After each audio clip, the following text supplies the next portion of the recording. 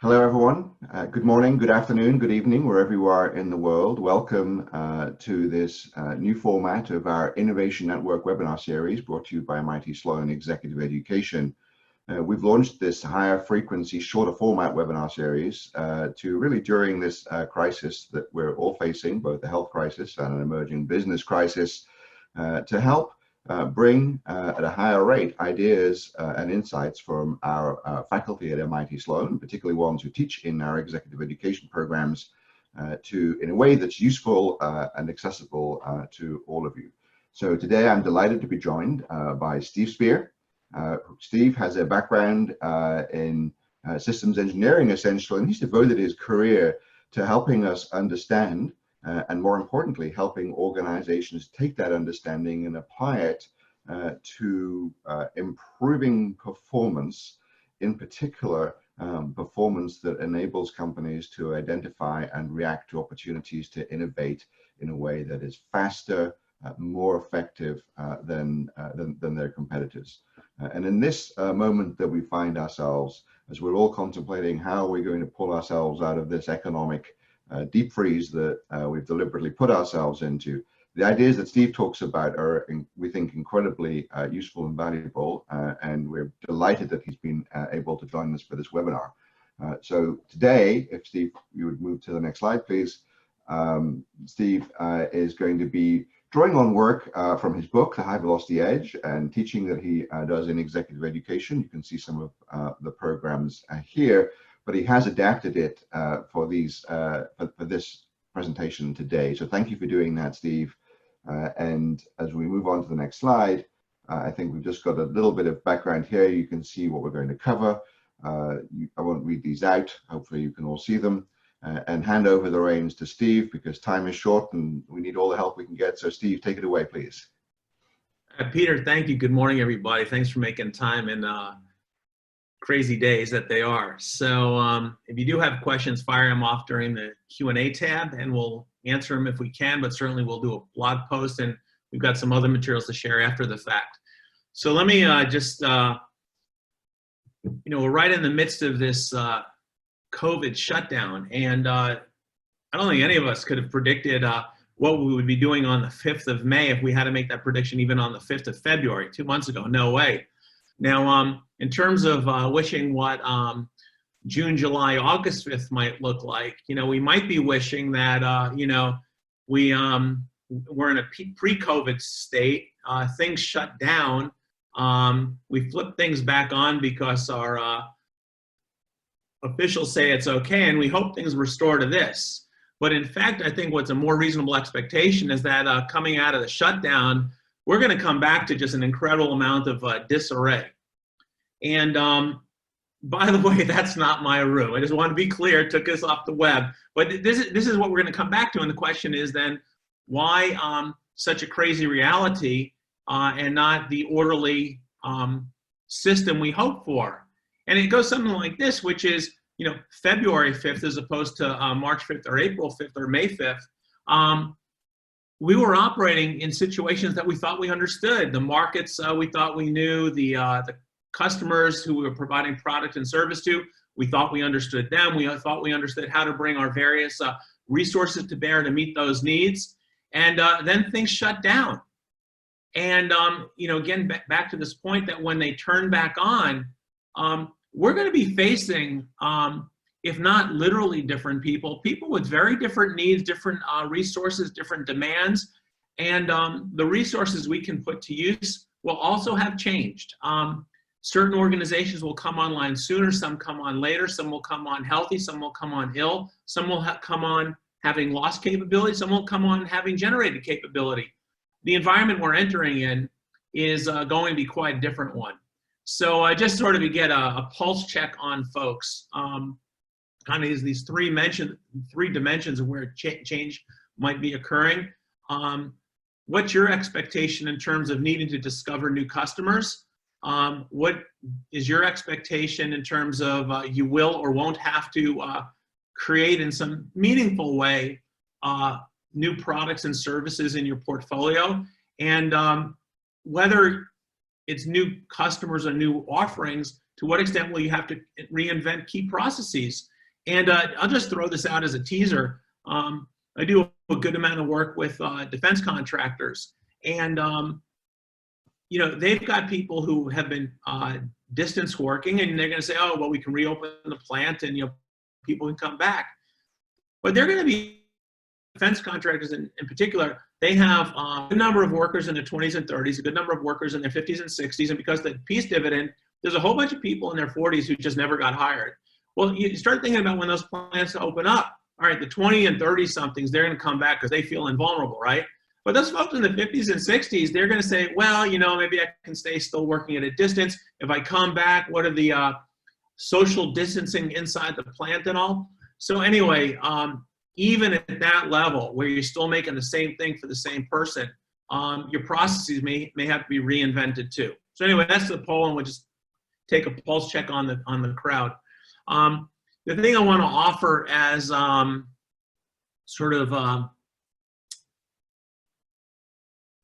what's the word I'm looking for? Anyway, to put some calm on this is that this issue of having to succeed in the face of abrupt change rather than gradual change. You know, you're cruising along, boom, and all of a sudden there's a big change. While it's new to many of us, it's not a new human, it's not a new organizational experience. That other people have had moments where the changes have been really, really quite profound. And this, for many people, might feel like a kind of a funny reach to go back to look at the US Navy's experience at the turn of the last century, transitioning from the late 1800s into the early 1900s. Well, let me tell the story, and I think you'll see there's some fit. So the quick background on this is that coming out of the 1890s into the 1900s, the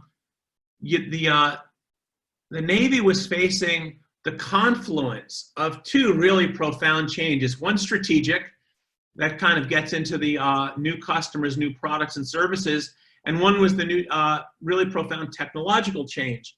And so this is what they looked like, is that through the obviously late 1700s, early and a good part of the 1800s, US thinking was around being a transcontinental nation.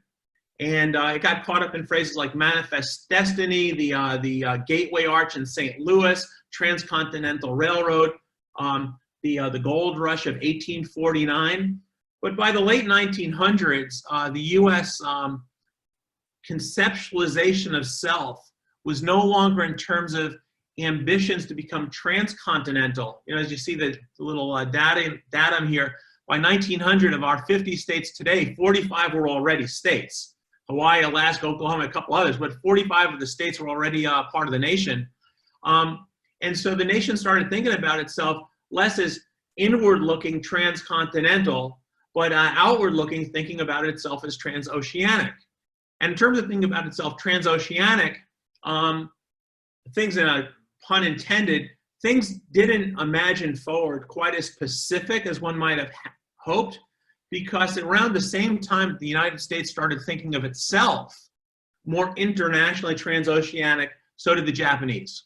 And here's a watercolor, I imagine is done by a Japanese artist, of the 1904-1905 Russo-Japanese War, during which Japan, after hundreds of years of self-imposed isolation, defeated in a very meaningful fashion a European power. And so for the Americans who were thinking about the strategic abrupt change in terms of becoming transoceanic, they had to think, well, all right, transoceanic, but how do we contend with another nation which is thousands of miles away? It was never part of the problem. And if that weren't bad enough, or confusing enough, I guess, is that it was a period of tremendous technological change too. And so what I have here is images of two battleships, and the one on the left is the USS Texas, which was built in the late 1890s.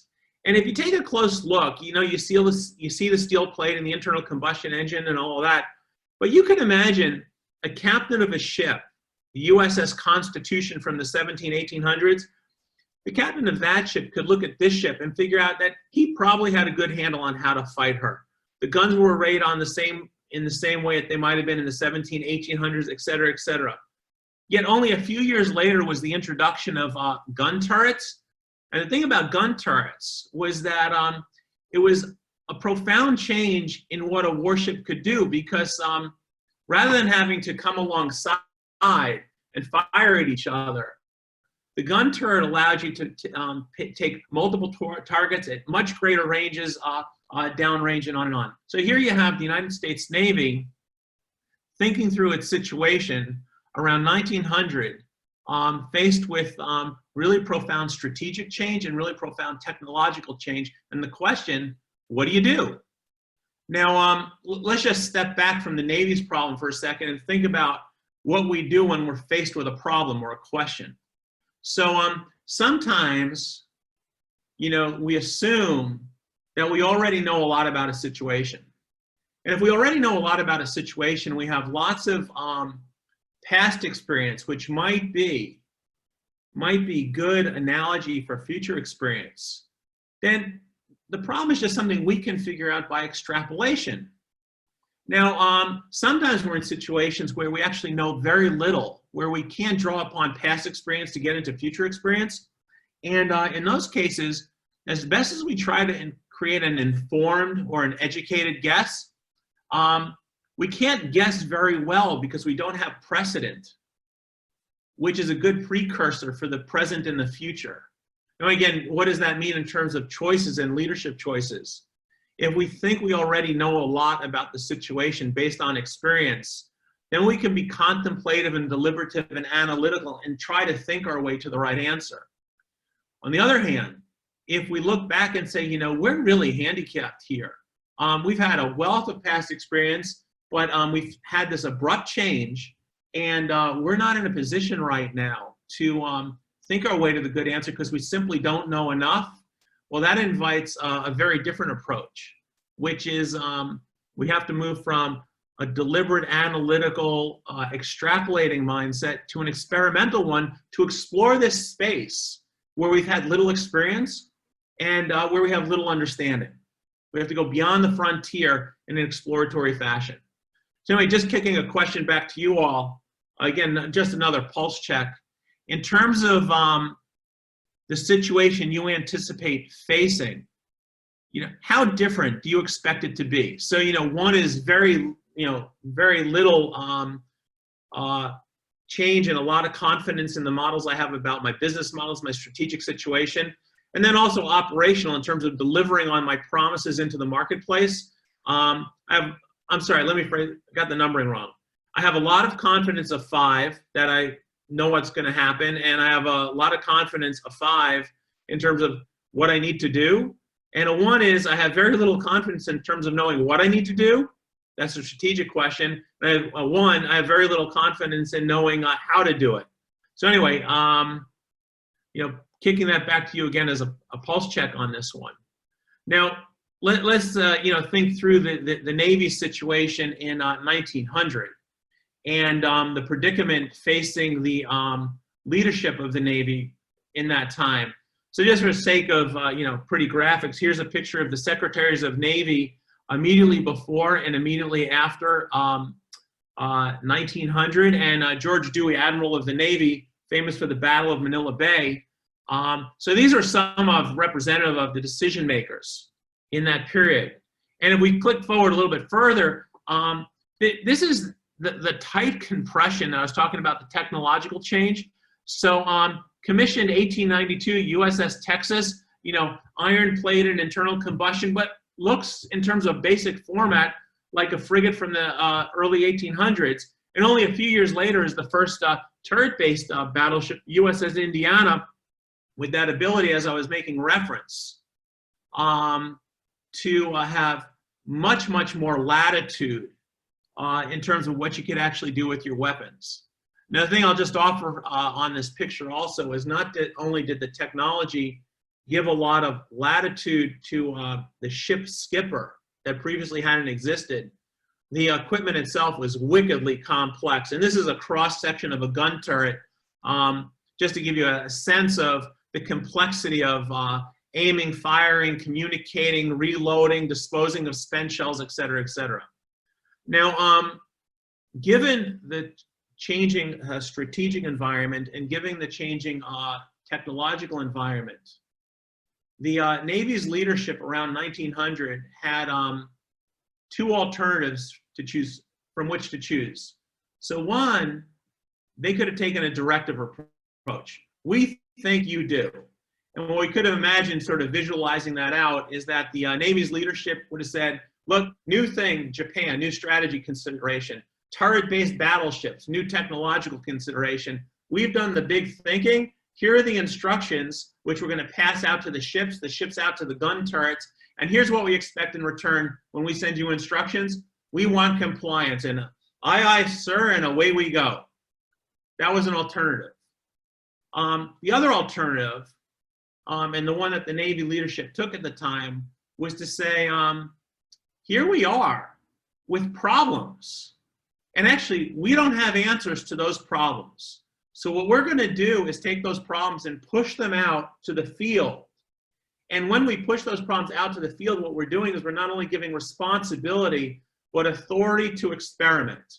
And then once it got out to the ship level, the captains of ships could say, well, you know, there's a lot of stuff we've got to understand about different component elements, which we're going to push out to the turret and the department level on board the ship. And our expectation is not an aye, aye, sir compliance model, but it's an experimental model where we present problems to people and ask them to take their best informed shot at solving the problem. And what we're really wanting back from them is not the right answer, but the lessons learned from running the experiments.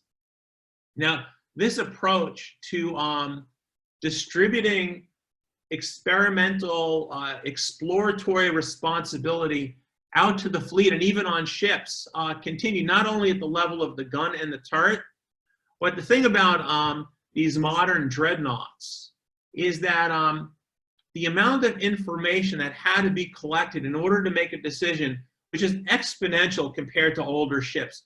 You had navigation concerns, propulsion concerns, power concerns, electrical concerns,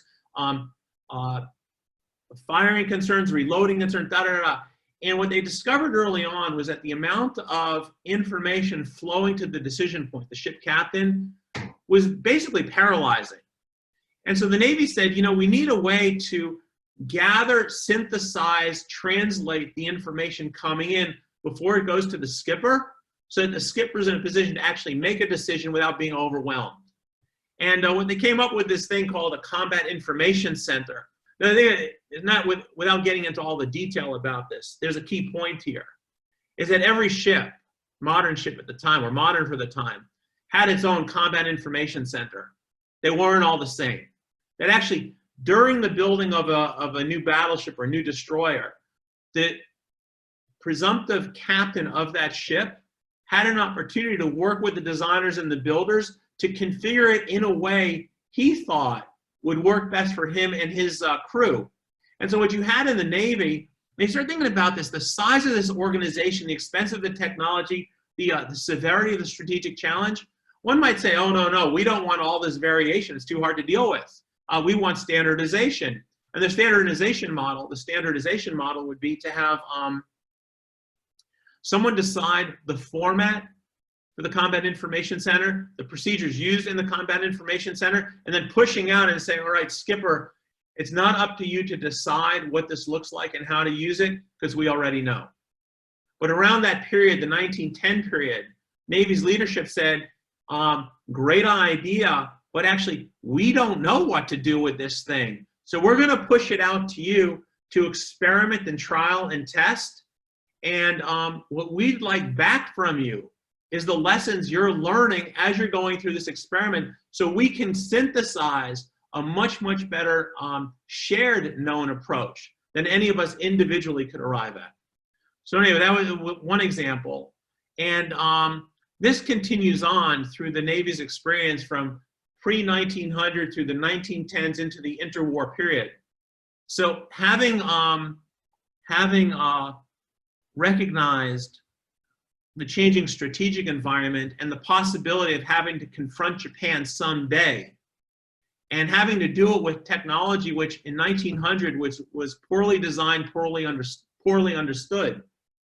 The Navy had another question, right? Even if we know how to aim and fire and reload the guns, and even if we know how to coordinate the different inputs, outputs on board an individual ship, how do we actually fit the ships into a meaningful whole where the whole is much greater than the sum of the parts?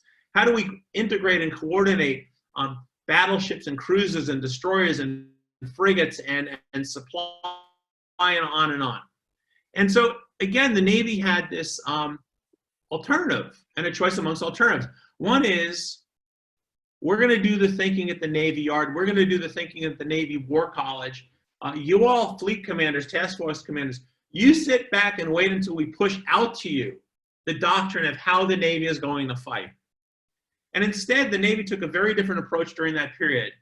And it said, look, you know, this whole fighting as a task force, fighting as a fleet, we don't know how to do that.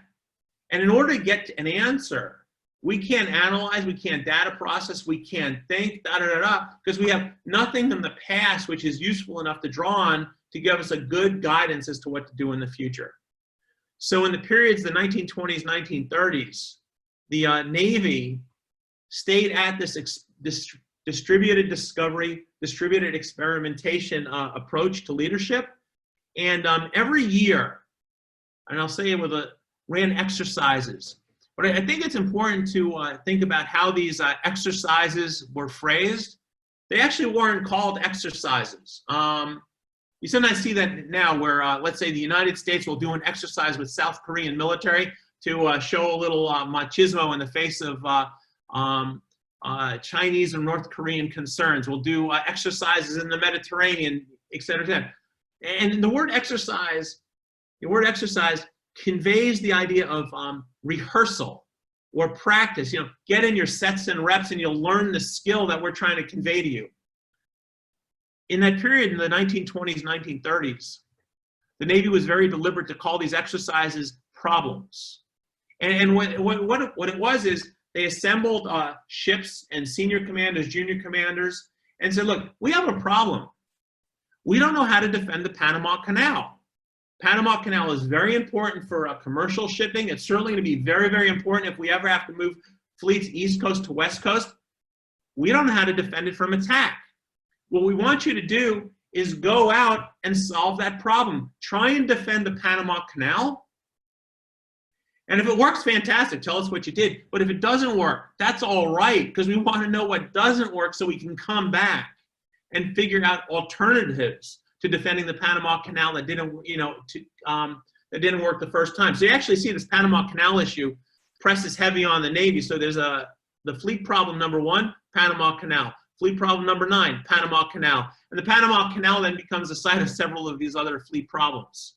Now there's something else I just want to emphasize as we go through this reflection on pushing experimentation out at this very large level of dozens of ships and thousands of sailors and at huge expense, is that this idea that we don't have the answer, and then what we're doing is experimenting and we don't have the answer. What we're trying to do is experiment and explore to see if we can't discover the right answer. So this got carried over in a number of different ways, and one very telling one is that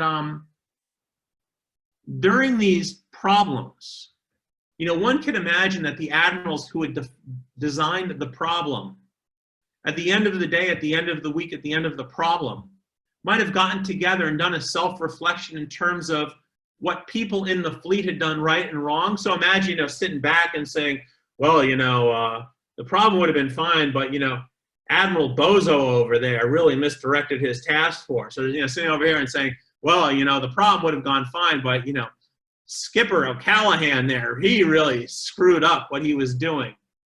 That's one approach.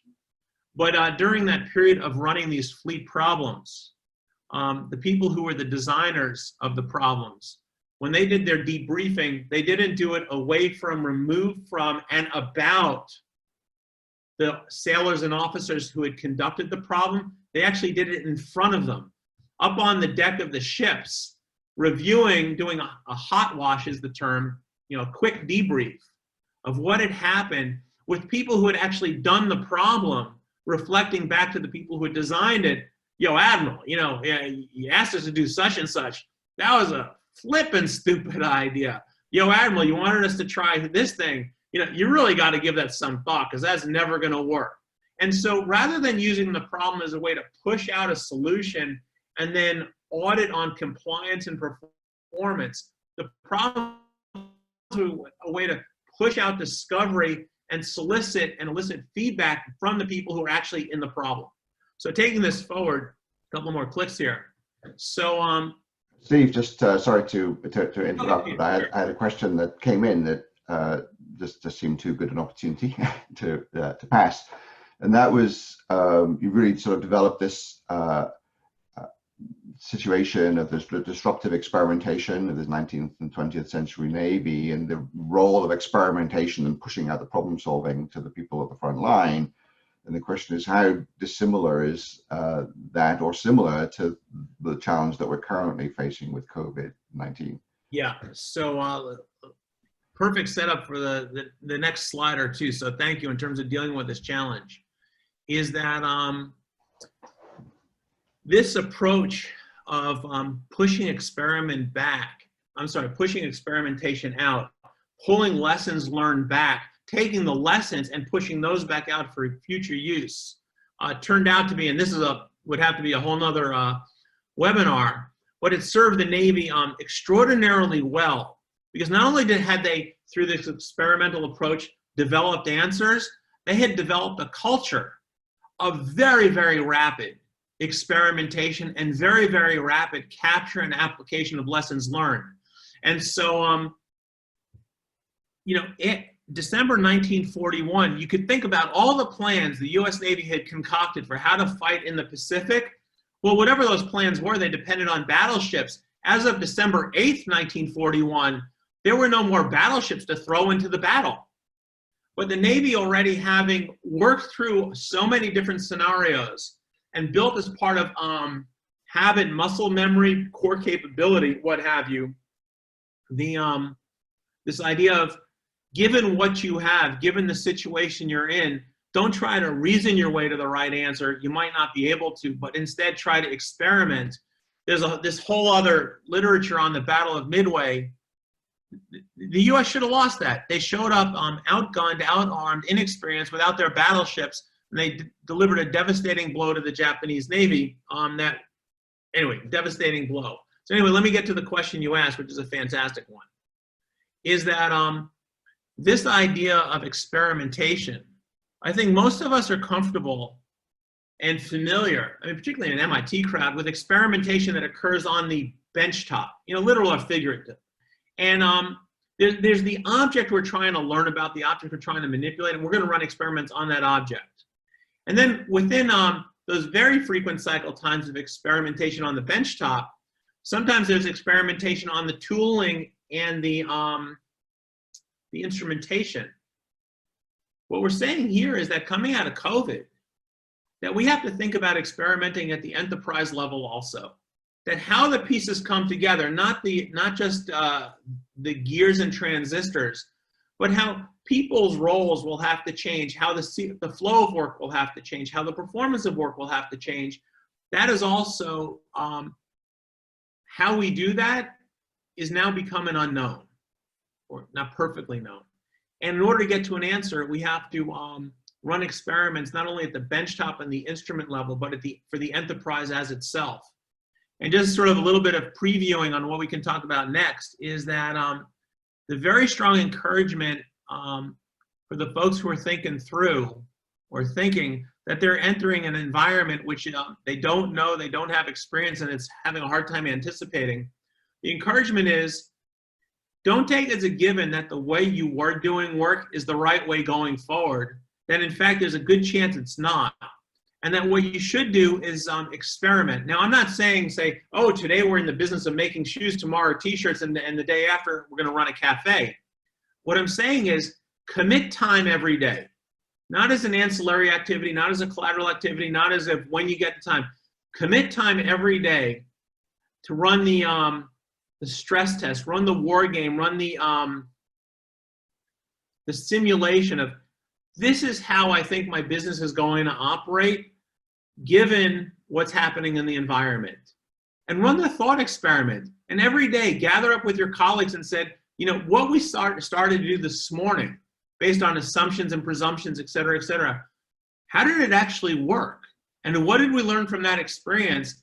And now that it's the end of the day, what modifications to our mental models do we need to make tonight to incorporate tomorrow? And again, you know, I'll just tie back to this, this fluidity during these problems. I mean, this is once every year when they actually send ships out to sea. But every week and every month at the War College, they were doing exactly what we're discussing here, which was running these constant thought experiments, simulations, trying ideas before they were actually committing men and material to see how well those ideas worked out in practice. And so I'm going to bring this back to the COVID recovery. My encouragement is, my strong encouragement to everyone is think about experimenting at all these levels. And for things that don't lend themselves to actual experimentation because they're big and expensive and slow moving, do the thought experiment. You know, if you work 9 to 5, 5 to 6, that's thought experiment time. Anyway, Peter, I hope that helped. Great, thanks, Steve. And actually, that just about brought us up to time, and there have been a lot of questions coming in. As we said at the beginning, we will collect all the questions and review them with Steve and put out some more communications with some further answers to those questions. It remains for me to thank you, Steve, for bringing us this, I think, analogy in many ways to what does feel like a kind of a war or a battle against coronavirus and the COVID-19 epidemic and the economic impacts thereof. So perhaps quite a fitting metaphor in your admonition that we all need to think perhaps like startups now and be running lots of experiments, and more importantly, making sure that we learn from those experiments, whether they're real experiments or indeed thought experiments, which as a scientist, I quite like that request or that suggestion as well. So once again, Steve, thanks very much for joining us for this 30 minutes. I know it goes by very quickly. Thank you all for tuning in, and we'll be back with you next week with the next in our series of Innovation at Work webinars. Thanks, everyone. Goodbye.